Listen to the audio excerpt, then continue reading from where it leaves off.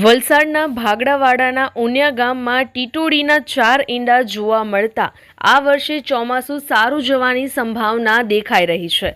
પ્રાચીન કાળમાં જ્યારે વિજ્ઞાનનો વિકાસ ન હતો ત્યારે વરસાદની આગાહીની પૂર્વજો અવલોકન અભ્યાસની કોઠાસૂઝના આધારે કરતા હતા। ચોમાસા અગાઉ અનેક રીતે વરસાદની આગોતરી આગાહી કરાતી હતી, જેમાંની કેટલીક પ્રથા આજે પણ જીવંત છે। જેમાં ટીટોડીની એક લોકવાયકા મુજબ ટીટોડી ઈંડા મૂકે છે તેના પરથી ચોમાસું કેવું રહેશે તેનું અનુમાન લગાવવામાં આવે છે। ટીટોડી જળાશયો અને મોટા ભાગે જમીન પર જ ફરતું હોય છે। આમ તો કુદરત આગળ કોઈનું કશું ચાલતું નથી, તેમ છતાં વર્ષોથી એવી વાયકાઓ છે કે ટીટોડીના ઈંડા 4 જોવા મળે તો 4 મહિનાનું ચોમાસું હોય છે।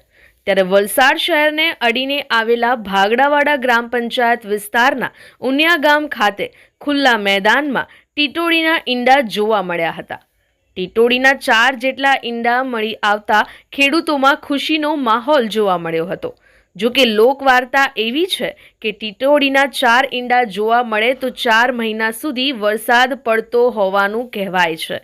આ સાથે ટીટોડીના ઈંડાને લઈને એવી પણ માન્યતા છે કે જો તે ઊંચાઈ પર ઈંડા મૂકે છે તો વરસાદનું પ્રમાણ વ્યાપક રહેવાની શક્યતાઓ વધી જાય છે। જો આ પક્ષી વહેલા ઈંડા મૂકે છે તો ચોમાસું વહેલું આવે એવી માન્યતા પણ પ્રચલિત છે।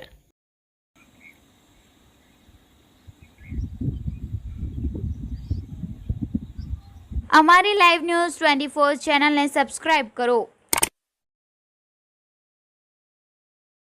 બેલ આઇકોન દબાવો જેથી આવનાર ન્યૂઝ અપડેટ્સની નોટિફિકેશન આપ સુધી સૌથી પહેલા પહોંચે।